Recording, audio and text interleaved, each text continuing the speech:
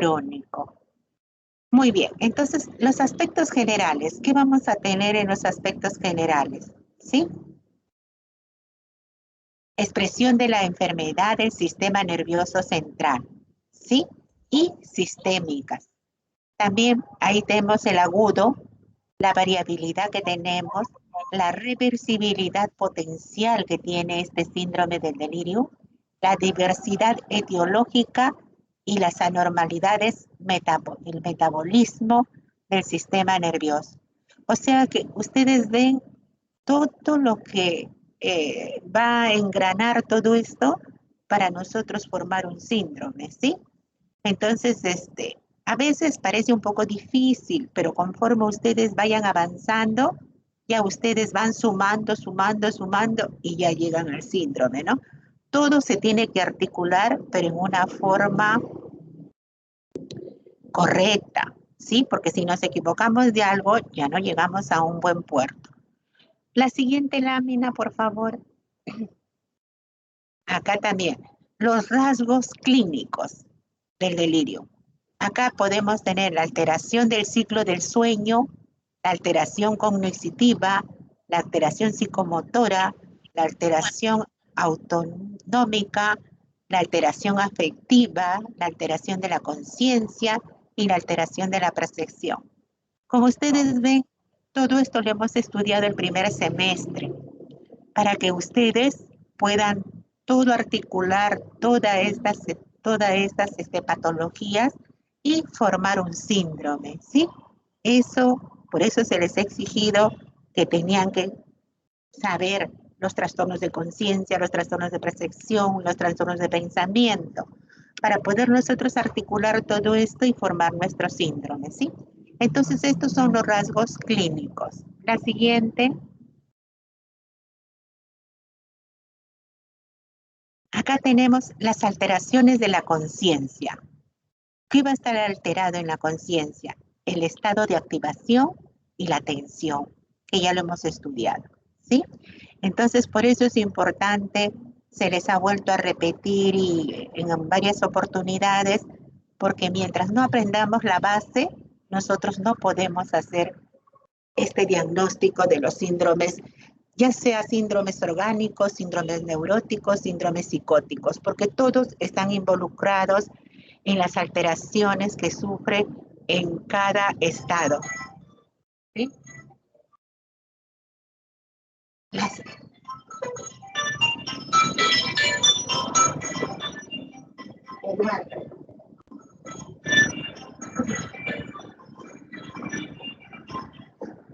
Bueno, la siguiente lámina, por favor. Entonces, las alteraciones cognitivas, también ya lo hemos visto, la memoria, alteración de memoria de fijación, orientación, desorientación principalmente en el tiempo, el lenguaje, discurso vago, circunstancial, alteración de la comprensión del lenguaje, ¿sí? Como ustedes verán, todo estamos repitiendo tan solo en una forma rápida porque ya ustedes han tenido de cada capítulo han tenido una clase y todo ya está involucrado, sus trastornos de cada uno de ellos, ¿sí? La siguiente, las alteraciones de la percepción. También tenemos la ilusión y las alucinaciones. Ya hemos visto en la ilusión son visuales auditivas, alucinaciones visuales auditivas y mixtas, ¿sí? La siguiente. Alteraciones autosómicas y psicomotoras. Acá tenemos las alteraciones psicomotoras, ¿no? La simple inquietud, la hiperactividad, movimientos simples o complejos. También tenemos las alteraciones autonómicas, ¿no?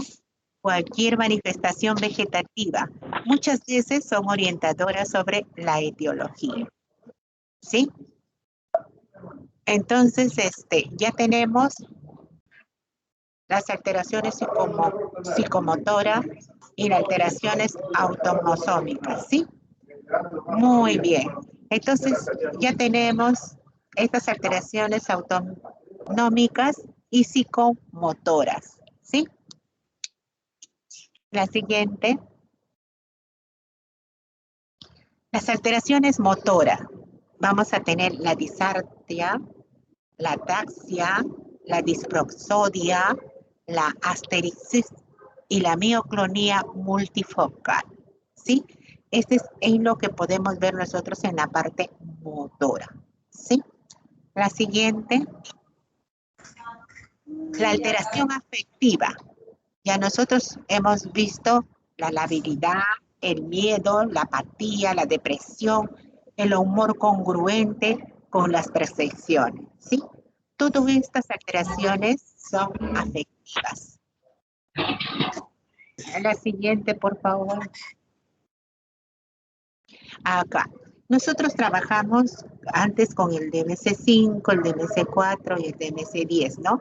Y el CI. Nosotros más trabajamos en nuestra práctica profesional con el CI. Entonces, en el DMCP, alteración de la conciencia, cambios de las funciones cognitivas o presencia de alteraciones en la percepción. Las alteraciones se presentan en un corto periodo de tiempo y tiende a fluctuar a lo largo del día. Demostración de que la alteración es un afecto fisiológico de una enfermedad médica, ¿sí?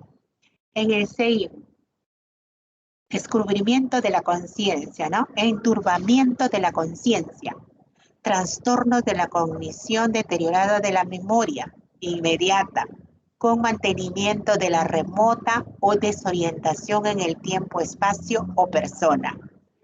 Al menos una de las alteraciones psicomotrices, alteraciones del ciclo del sueño vigilia, instauración súbita y fluctuación diurna, antecedentes o datos objetivos de la exploración de que se pudiera ser responsable del síndrome. Como ustedes ven, acá está bien explicado, ¿sí? No hay, como se puede decir, que no podamos entender, que está un poco difícil, ¿no? Porque ya nosotros venimos del primer semestre ya aprendiendo toda la parte de los signos y síntomas. Entonces esas alteraciones, miren, acá bien claro lo dice, ¿no? En un corto periodo de tiempo y tiene que fluctuar a lo largo del día.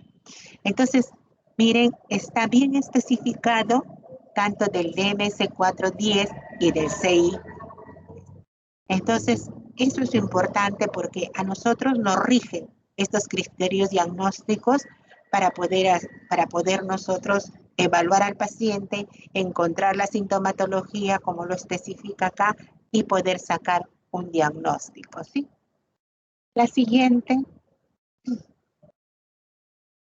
los diagnósticos diferenciales. Acá también es importante, ¿no? Por ejemplo, del delirio sobre la esquizofrenia. Entonces, por ejemplo, en el delirio es un inicio repentino, ¿no? En la esquizofrenia, la historia de anormalidades de la personalidad, ¿sí? El otro es un estudio más longitudinal, si se quiere decir, ¿no? En el delirio, constante la alteración del ciclo del sueño. Acá por eso en unas oportunidades han escuchado decir pues que cuando ya los pacientes, ya las enfermeras en su reporte dicen no durmió todo el día, toda la noche no durmió el paciente, ¿no? La vigilia de la alteración de la conciencia, desorientación, ilusiones generalizadas, asterixis o mioclonías multifocales, ¿no? Son los movimientos que hay. La personalidad. No suele haber alteración del sueño de vigilia. No suele haber cambios del nivel de la conciencia. Orientación intacta o desorientación desordenada. Ilusión e individualización. Entonces, nosotros ya podemos más o menos hacer un deslinde, ¿no? Frente a un delirio, a una esquizofrenia. Entonces, eso está bien especificado acá para hacer un diagnóstico diferencial y ustedes puedan hacer, porque lo importante es hacer un buen diagnóstico. ¿Por qué? Porque si no hacemos un buen diagnóstico, no podemos dar un tratamiento. Ese es el problema. Entonces estamos obligados sí o sí a hacer un buen diagnóstico para poder dar un buen tratamiento y el paciente, ¿no?, se recupere. Porque nosotros antes, quizás hace años, eran pacientes aislados, no participan, ahora no, trabajan. Hay esquizofrénicos que son muy, muy inteligentes, excelentes y están trabajando, ¿no? Compensados y con su tratamiento. La siguiente, el diagnóstico diferencial. Acá tenemos las manifestaciones del delirium y de la demencia, ¿no? Alteración del pensamiento, siempre presente. En la demencia, también siempre presente. Las alteraciones de la conciencia, siempre presente. Generalmente ausente en las demencias, ¿sí? Las fluctuaciones diurnas en el delirio, siempre presente. En la demencia, ocasionalmente. Fallo de la percepción, generalmente presente en el delirio, ¿sí? Y ocasionalmente en la demencia. Las alteraciones del sueño y vigilia, generalmente presente en el delirio. Y en la demencia, ocasionalmente. Las alteraciones del ciclo de vigilia, generalmente presente. Y en la demencia, ocasionalmente. La conciencia, durante los periodos lúcidos y en la demencia en las primeras etapas, ¿sí? En la conciencia, en el delirio, durante el periodo, ¿no?, de lucidez. Muy bien. La siguiente.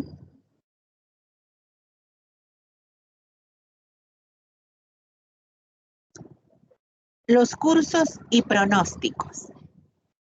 La persistencia del cuadro depende de qué factor causal esté presente, ¿sí? Va a ser importante, por eso, que ustedes sepan la sintomatología y vean, ¿no?, qué factor causal está presente para que esté organizando esto. De acuerdo a eso, ya nosotros vamos dando un tratamiento. La habitual es que dure menos de una semana. Lo habitual es que dure menos de una semana. Una vez identificado y tratado el factor causal, la remisión es en un lapso de días, ¿sí? Una vez identificado y tratado el factor causal de la remisión, es un lapso de días. Nosotros, por ejemplo, cuando encontramos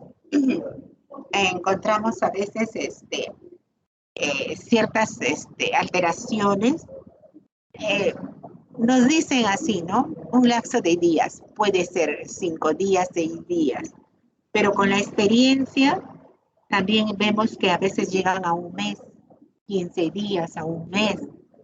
Entonces hay que nosotros tener un poquito de paciencia también. A veces los medicamentos no hacen así nomás efecto de una forma rápida, ¿sí?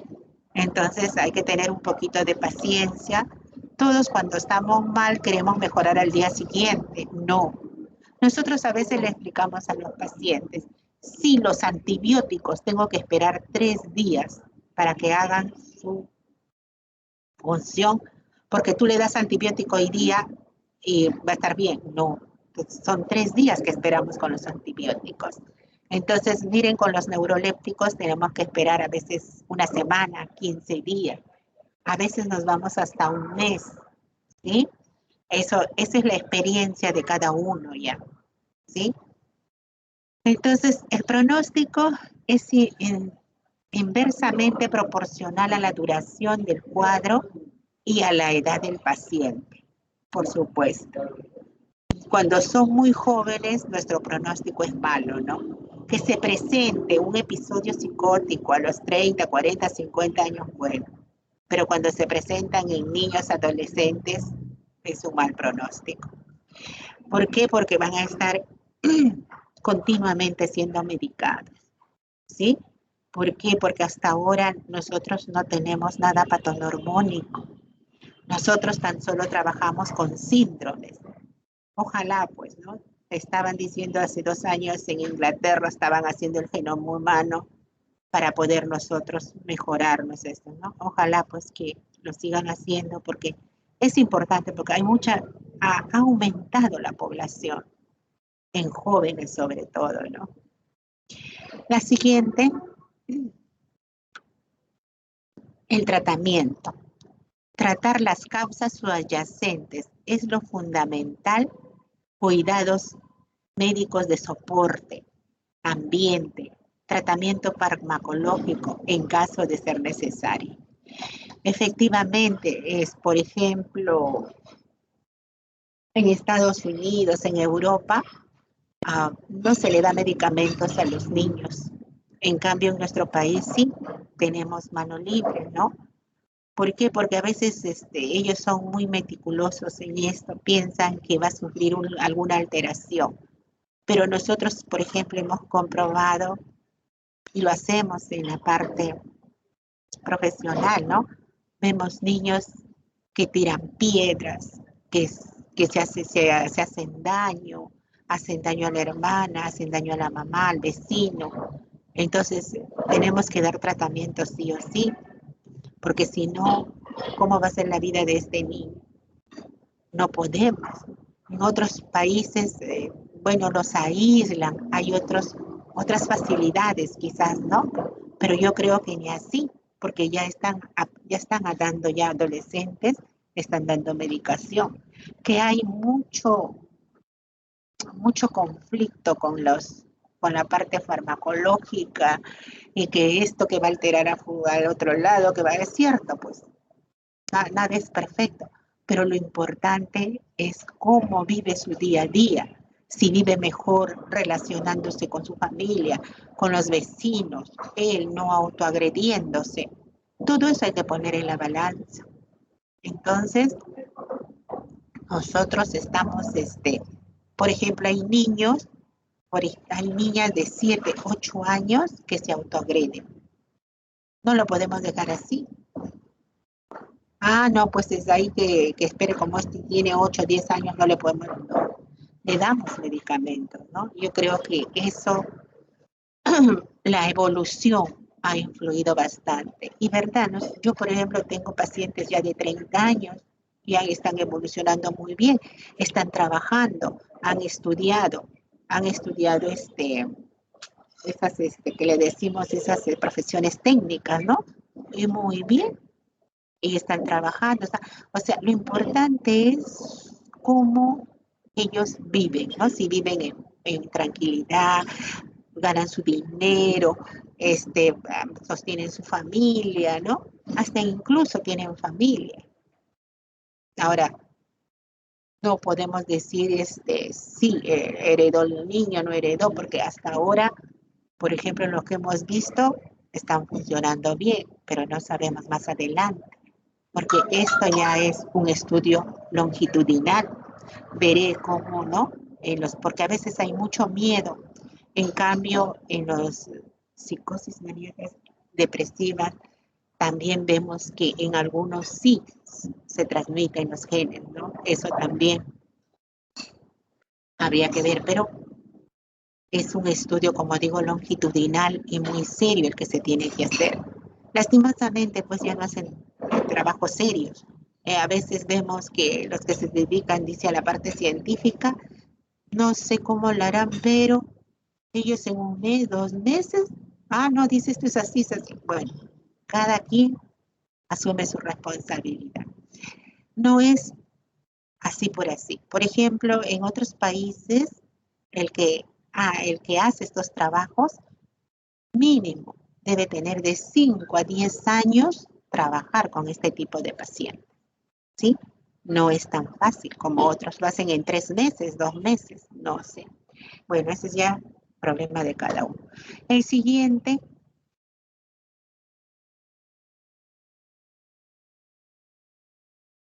en la siguiente diapositiva, ah, ya. Acá tenemos síndromes orgánicos cerebrales, demencia. Este, ah, delegada, ¿qué número de diapositiva es? Delegada, ¿me escucha?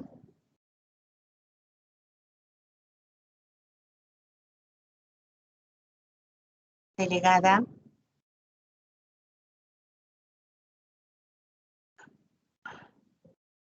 Bueno, vamos a hacer hasta demencia, porque nosotros, delegada, ¿qué número de diapositiva es? ¿Me puede contestar? Allá, sí, a ver un momentito. A ver, por favor, gracias.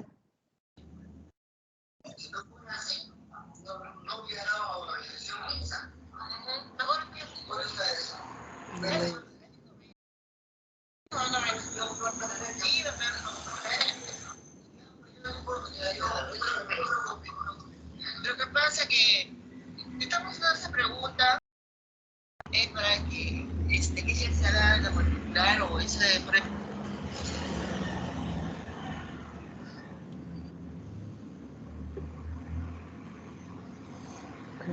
Es hasta la diapositiva 30. Ya, Síndrome. entonces nos vamos a quedar.